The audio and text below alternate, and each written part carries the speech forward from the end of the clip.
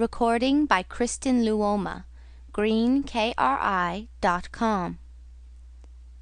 Jane Eyre by Charlotte Brontë. Chapter 6. The next day commenced as before, getting up and dressing by rushlight, but this morning we were obliged to dispense with the ceremony of washing. The water in the pitchers was frozen. A change had taken place in the weather the preceding evening, and a keen north-east wind, whistling through the crevices of our bedroom windows all night long, had made us shiver in our beds, and turned the contents of the ewers to ice. Before the long hour and a half of prayers and Bible reading was over, I felt ready to perish with the cold. Breakfast time came at last, and this morning the porridge was not burnt. The quality was eatable, the quantity small. How small my portion seemed! I wished it had been doubled. In the course of the day I was enrolled a member of the 4th class, and regular tasks and occupations were assigned me. Hitherto I had only been a spectator of the proceedings at Lowood. I was now to become an actor therein. At first, being little accustomed to learn by heart, the lessons appeared to me both long and difficult. The frequent change from task to task, too, bewildered me, and I was glad when about 3 o'clock in the afternoon Miss Smith put into my hands a border of muslin 2 yards long, together with needle, thimble, etc., and sent me to sit in a quiet corner of the schoolroom, with directions to hem the same. At that hour most of the others were sewing likewise, but one class still stood round Miss Scatcherd's chair reading, and as all was quiet, the subject of their lessons could be heard, together with the manner in which each girl acquitted herself, and the animadversions or commendations of Miss Scatcherd on the performance. It was English history. Among the readers I observed my acquaintance of the veranda. At the commencement of the lesson her place had been at the top of the class, but for some error of pronunciation or some inattention to stops, she was suddenly sent to the very bottom. Even in that obscure position, Miss Scatcherd continued to make her an object of constant notice. She was continually addressing to her such phrases as the following: Burns, such it seems was her name.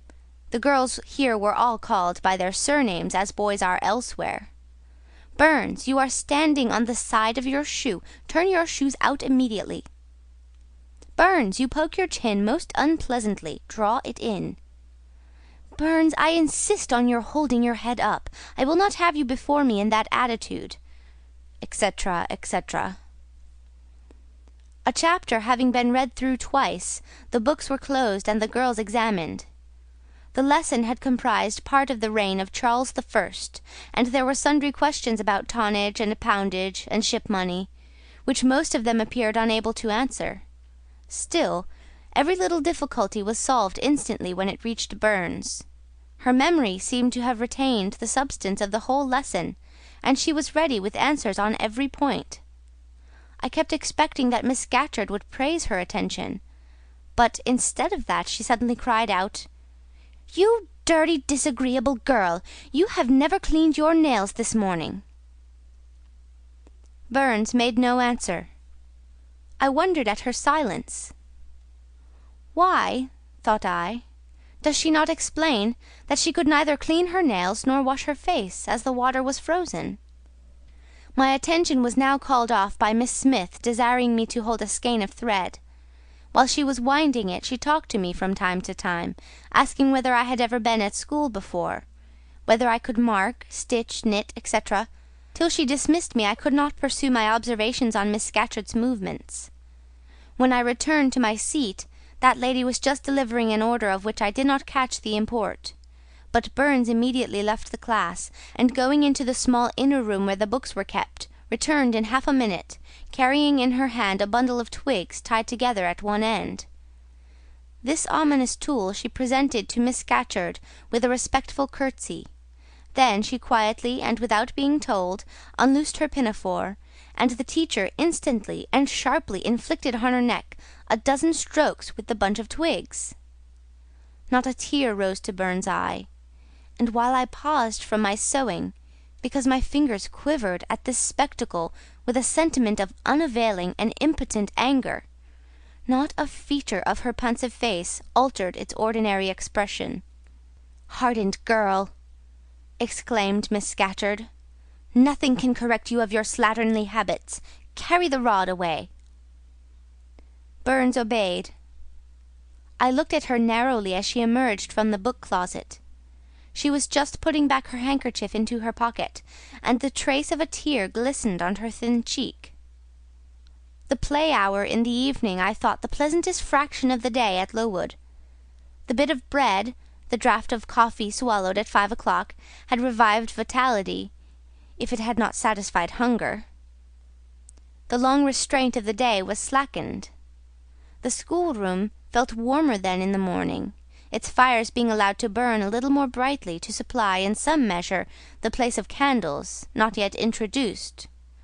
The ruddy gloaming, the licensed uproar, the confusion of many voices gave one a welcome sense of liberty.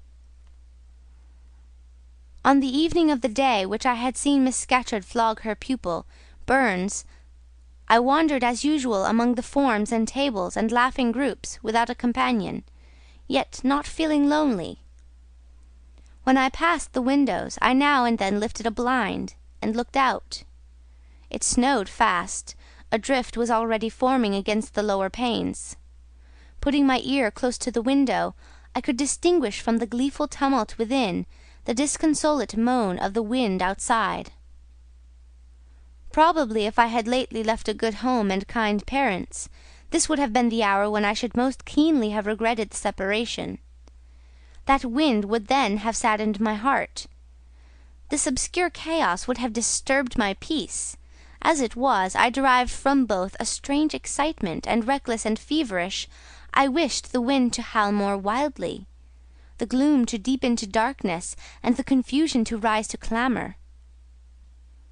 Jumping over forms and creeping under tables, I made my way to one of the fireplaces. There, kneeling by the high wire fender, I found Burns, absorbed, silent, abstracted from all around her by the companionship of a book, which she read by the dim glare of the embers. "Is it still Rasselas?" I asked, coming behind her. "Yes," she said, "and I have just finished it." And in 5 minutes more she shut it up. I was glad of this. Now, thought I can perhaps get her to talk. I sat down by her on the floor. "What is your name besides Burns?" "Helen." "Do you come a long way from here?" "I come from a place farther north, quite on the borders of Scotland." "Will you ever go back?" "I hope so, but nobody can be sure of the future." "You must wish to leave Lowood." "No, why should I? I was sent to Lowood to get an education, and it would be of no use going away until I have attained that object." "But that teacher, Miss Scatcherd, is so cruel to you." "Cruel? Not at all. She is severe. She dislikes my faults." "And if I were in your place I should dislike her. I should resist her. If she struck me with that rod, I should get it from her hand. I should break it under her nose." "Probably you would do nothing of the sort, but if you did, Mr. Brocklehurst would expel you from the school. That would be a great grief to your relations. It is far better to endure patiently a smart which nobody feels but yourself, than to commit a hasty action whose evil consequences will extend to all connected with you. And besides, the Bible bids us return good for evil." "But then it seems disgraceful to be flogged, and to be sent to stand in the middle of a room full of people, and you are such a great girl. I am far younger than you, and I could not bear it." "Yet it would be your duty to bear it, if you could not avoid it. It is weak and silly to say you cannot bear what it is your fate to be required to bear." I heard her with wonder. I could not comprehend this doctrine of endurance, and still less I could understand or sympathize with the forbearance she expressed for her chastiser. Still, I felt that Helen Burns considered things by a light invisible to my eyes. I suspected she might be right and I wrong, but I would not ponder the matter deeply. Like Felix, I put it off to a more convenient season. "You say you have faults, Helen. What are they? To me you seem very good." "Then learn from me not to judge by appearances. I am, as Miss Scatcherd said, slatternly. I seldom put and never keep things in order. I am careless. I forget rules. I read when I should learn my lessons. I have no method, and sometimes I say, like you, I cannot bear to be subjected to systematic arrangements. This is all very provoking to Miss Scatcherd, who is naturally neat, punctual, and particular." "And cross and cruel," I added. But Helen Burns would not admit my addition. She kept silence. "Is Miss Temple as severe to you as Miss Scatcherd?" At the utterance of Miss Temple's name, a soft smile flitted over her grave face. "Miss Temple is full of goodness. It pains her to be severe to anyone, even the worst in the school. She sees my errors and tells me of them gently, and if I do anything worthy of praise, she gives me my meed liberally. One strong proof of my wretchedly defective nature is, that even her expostulations, so mild, so rational, have not influence to cure me of my faults; and even her praise, though I value it most highly, cannot stimulate me to continued care and foresight." "That is curious," said I. "It is so easy to be careful." "For you I have no doubt it is. I observed you in your class this morning, and saw you were closely attentive. Your thoughts never seemed to wander while Miss Miller explained the lesson and questioned you. Now mine continually rove away, when I should be listening to Miss Scatcherd and collecting all she says with assiduity. Often I lose the very sound of her voice. I fall into a sort of dream. Sometimes I think I am in Northumberland, and that the noises I hear around me are the bubbling of a little brook, which runs through Deepden, near our house. Then, when it comes to my turn to reply, I have to be awakened, and having heard nothing of what was read for listening to the visionary brook, I have no answer ready." "Yet how well you replied this afternoon!" "It was mere chance. The subject on which we had been reading had interested me.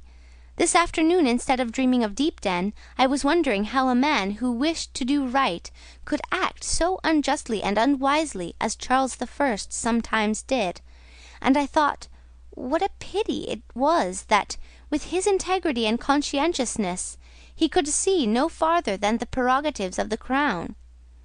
If he had but been able to look at a distance and see how what they call the spirit of the age was tending!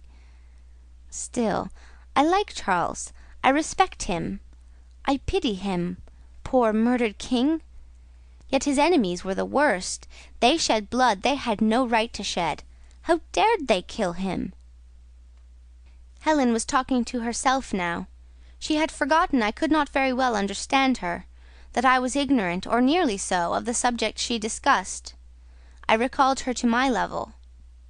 "And when Miss Temple teaches you, do your thoughts wander then?" "No, certainly not often, because Miss Temple has generally something to say which is newer than my own reflections.